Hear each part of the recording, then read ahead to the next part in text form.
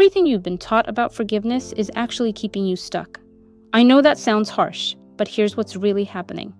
You forgive someone, maybe you even mean it. But then something triggers that memory and boom, all that anger comes flooding back like it never left. You start questioning yourself, wondering why you can't just let it go like everyone tells you to. Well, there's a reason traditional forgiveness fails most people.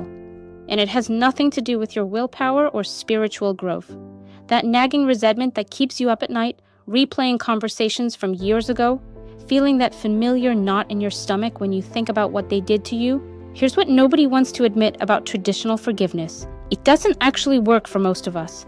We're told to forgive and forget, to let it go, to be the bigger person. But what happens when you try to forgive someone who really hurt you? You might feel better for a day, maybe a week. But then something triggers that memory, and you're right back where you started, feeling angry, hurt, and honestly pretty frustrated with yourself for not being able to just get over it. I spent years studying human psychology and emotional healing, and I want to share something that completely changed how I understand forgiveness. There's a difference between what most people call forgiveness and what's known as radical forgiveness. This isn't just some feel-good concept. This is a completely different approach that actually works on a psychological level. A word radical comes from the Latin word radix, which means root. So when we talk about radical forgiveness, we are talking about forgiveness that goes to the very root of the issue, not just surface level, not just trying to be nice or spiritual, but actually addressing what's really happening in your mind and your energy system when someone hurts you. Most of us learned traditional forgiveness growing up. Maybe in religious settings, maybe from well-meaning parents or teachers. Traditional forgiveness says you should forgive because it's the right thing to do, because you're supposed to be a good person, because holding on to anger hurts you more than it hurts them. All of that might be true, but here's the problem. Traditional forgiveness puts the responsibility entirely on your shoulders to somehow override your natural human emotional response. Think about it. Someone betrays your trust, breaks your heart, or treats you unfairly. Your brain and your nervous system have a completely natural response to that. You feel hurt, angry, maybe even devastated. Traditional forgiveness asks you to basically ignore that response and choose to be okay with what happened. But your subconscious mind, your body, your entire energy system is still holding on to that wound. This is why people who practice traditional forgiveness often feel like they're fighting an uphill battle.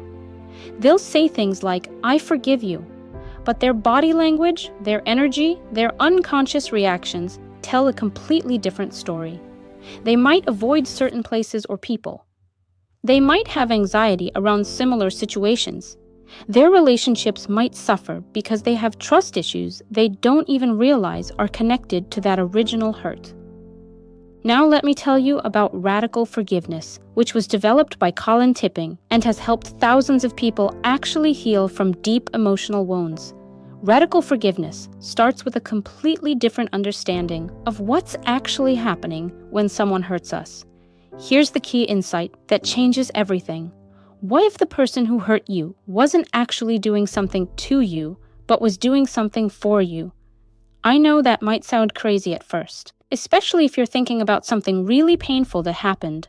But stay with me here, because this shift in perspective is what makes radical forgiveness so powerful. Radical forgiveness suggests that on some level, often unconscious, we attract experiences that give us opportunities to heal old wounds, to grow, to become more whole. This doesn't mean we're to blame for what happened to us. It doesn't mean we deserved it or asked for it. What it means is that our soul, our higher self, is always seeking to heal and grow. And sometimes that healing comes through challenging experiences. Let me give you an example. Sarah came to me completely devastated after discovering her husband had been having an affair. She'd tried traditional forgiveness for months. She'd go to therapy, she'd pray, she'd tell herself she forgave him, but she couldn't sleep, couldn't focus at work, and felt this constant rage burning inside her chest. When I introduced her to radical forgiveness, we started looking at the deeper patterns. Sarah realized that her father had emotionally abandoned her family when she was 7 years old. She'd spent her whole life feeling not good enough, always trying to prove her worth to men who couldn't fully commit to her. Her husband's affair, as painful as it was actually forcing her to face this old wound about her worth and lovability.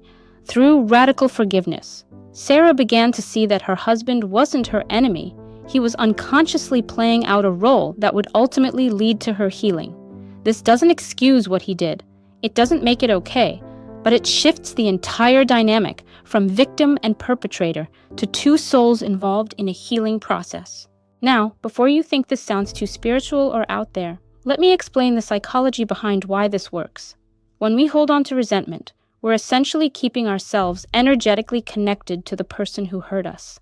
Every time we think about what they did, every time we tell the story to someone else, every time we feel that familiar anger, we're literally giving our power away to that person. Radical forgiveness breaks that energetic connection. It allows you to reclaim your power, not by pretending the hurt didn't happen, but by finding the gift in the experience. And there's always a gift, even in the most painful situations. Sometimes the gift is strength you didn't know you had. Sometimes it's clarity about what you will and won't accept in relationships. Sometimes it's compassion for others who've been through similar experiences. The process of radical forgiveness involves several steps that work with your psychology rather than against it. First, you acknowledge the hurt. You don't minimize it or pretend it wasn't that bad. You honor your human experience and give yourself permission to feel whatever you're feeling. This is actually the opposite of traditional forgiveness, which often asks you to skip right over your feelings. Next, you look for the patterns. What does this situation remind you of? When have you felt this way before? Often, the people who hurt us the most are triggering something that goes way back, sometimes to childhood. They're not creating new wounds so much as they're opening old ones that need to heal. Then comes the shift in perspective. This is where you start to see the person who hurt you as playing a role in your healing journey rather than as your enemy. This doesn't mean you have to like what they did or welcome them back into your life. It just means you stop seeing yourself as a victim and start seeing yourself as someone who's growing and healing.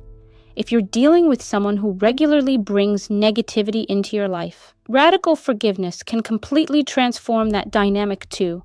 Instead of getting pulled into their drama or feeling drained by their energy, you can start to see them as giving you opportunities to practice maintaining your own positive energy and boundaries. I want to address something important here. Some people worry that forgiveness means letting people walk all over you or accepting unacceptable behavior.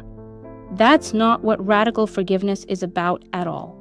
You can forgive someone and still have strong boundaries. You can wish someone well and still choose not to have them in your life. Forgiveness is about freeing yourself from the burden of resentment, not about becoming a doormat.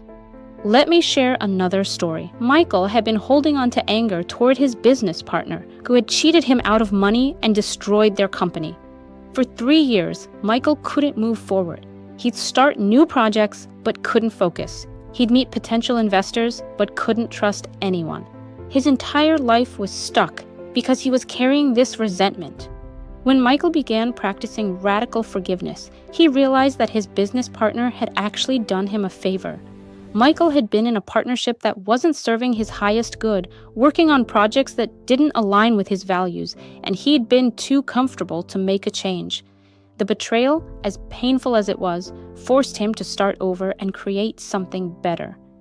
Within 6 months of truly forgiving his former partner, Michael had launched a new company that was more successful than his previous one. But more importantly, he felt free. He wasn't walking around carrying that heavy energy of resentment anymore. He could trust again, love again, create again. This brings us to radical self-forgiveness, which might be even more important than forgiving others. Most of us are carrying around guilt, shame, and regret about things we've done or failed to do. We beat ourselves up for past mistakes, for not being perfect, for hurting people we love. Traditional self-forgiveness often sounds like, I made a mistake. I should forgive myself and move on. But again, This doesn't address the deeper patterns. Radical self-forgiveness asks different questions. What was I trying to heal or learn through that experience? How did that mistake sow my growth? What wisdom did I gain that I can now share with others? Maybe you said something cruel to someone you love in a moment of anger. Traditional self-forgiveness says you should feel bad about it and try not to do it again. Radical self-forgiveness might help you see that your anger was actually protecting a vulnerable part of yourself that felt threatened. It helps you understand the deeper need behind the behavior, so you can address the root cause, not just the symptom. Or maybe you stayed in a relationship or job too long, even when you knew it wasn't right for you. Instead of beating yourself up for wasting time, radical self-forgiveness helps you see what you were learning during that period. Maybe you were building strength, or patience, or compassion. Maybe you needed that experience to appreciate what you have now. The beautiful thing about radical forgiveness is that it works with your mind's natural healing capacity instead of fighting against it. Your brain actually wants to heal and integrate difficult experiences. It wants to find meaning and growth in challenges. When you practice radical forgiveness, you're supporting this natural process instead of blocking it with resentment and blame. Now let's talk about how radical forgiveness affects your relationships going forward. When you're carrying around old hurt, it affects every new relationship you enter. You might be unconsciously pushing people away, testing them to see if they'll hurt you too, or attracting people who will repeat familiar patterns. But when you've truly forgiven past hurts, you show up differently in relationships. You're not trying to protect yourself from ghosts of the past. You can be present with people as they actually are, not as representations of people who've hurt you before. This creates space for much healthier, more authentic connections. I've seen people transform not just their romantic relationships, but their friendships, family dynamics, and professional relationships through radical forgiveness. When you're not carrying that heavy energy of resentment, people feel it. They want to be around you more. They trust you more because you're not constantly defensive or reactive. Before we dive into the practical steps, I'd love to hear from you in the comments. What's one situation you've struggled to forgive? Sometimes just sharing it can be the first step toward healing. Let me give you a practical process you can use starting today. Think of someone you need to forgive, whether it's someone else or yourself. Instead of trying to force yourself to feel okay about what happened, start by getting curious about it. Ask yourself, what is this situation teaching me? What strength have I developed because of this challenge? How has this experience made me more compassionate, more aware, more resilient? What would I tell someone else who is going through something similar? Sometimes the answers don't come right away, and that's okay. Radical forgiveness is often a process, not a one-time event. You might need to come back to these questions multiple times as you gain new insights and perspectives. Another powerful practice is to write a letter to the person who hurt you, whether you send it or not. But instead of writing about how angry you are, write about what you learned from the experience. Thank them for the role they played in your growth, even if that role was painful. This might feel strange at first, but it's incredibly liberating. You can also practice radical forgiveness in real time with smaller daily annoyances. When someone cuts you off in traffic or is rude to you at the store, instead of getting angry, try to see them as someone who's probably struggling with their own pain. Maybe they're having the worst day of their life. Maybe they're dealing with loss or stress you can't imagine. This doesn't mean you become a pushover or accept poor treatment. It just means you don't take other people's behavior personally or let it disturb your inner peace. You maintain your boundaries while keeping your heart open. One of the most profound aspects of radical forgiveness is how it connects to the law of attraction and manifesting the life you want. When you're holding on to resentment, you're essentially broadcasting that energy out into the world. You're unconsciously attracting more situations that will make you feel angry, hurt, or betrayed. But when you practice radical forgiveness, you shift your energy to gratitude, compassion, and empowerment. You start attracting people and situations that match that higher vibration.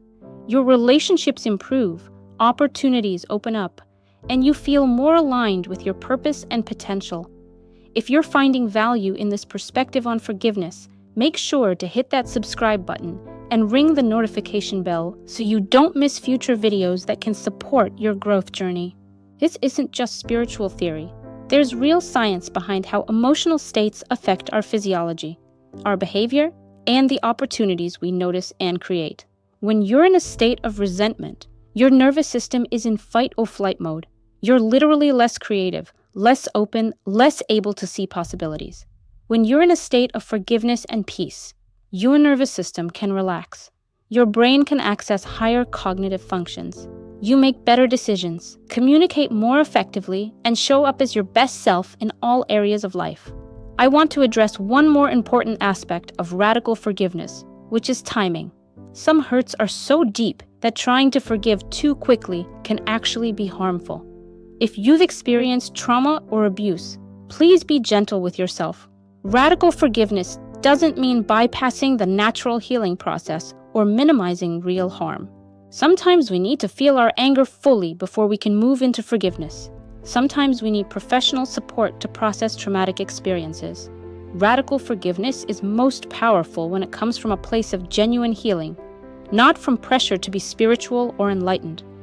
The goal isn't to become someone who never gets hurt or angry. The goal is to become someone who can move through difficult emotions without getting stuck in them. Someone who can find meaning and growth in life's challenges. Someone who stays connected to their own power and worth regardless of how others treat them. As we wrap up, I want you to consider what might be possible for you if you truly mastered radical forgiveness. Imagine waking up tomorrow free from the resentments that have been weighing you down. Imagine having energy for creating the life you want instead of energy tied up in old hurts. Imagine relationships where you show up fully present instead of protecting yourself from past pain. This is what radical forgiveness offers. Not just the absence of anger, but the presence of freedom, peace, and authentic power. It's a practice that can transform not just how you feel about the past, but how you show up for your future. If this resonates with you, I encourage you to start small. Pick one situation where you've been holding on to hurt and begin to explore it through the lens of radical forgiveness.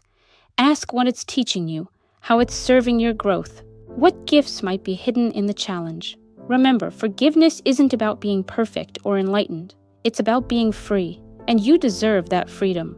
You deserve to live with an open heart, clear energy, and the full power of your authentic self available for creating the beautiful life you're meant to live. The journey of radical forgiveness is really the journey of coming home to yourself, of reclaiming your power from everyone and everything you've given it to, of stepping into the truth of who you are beyond your wounds and your stories.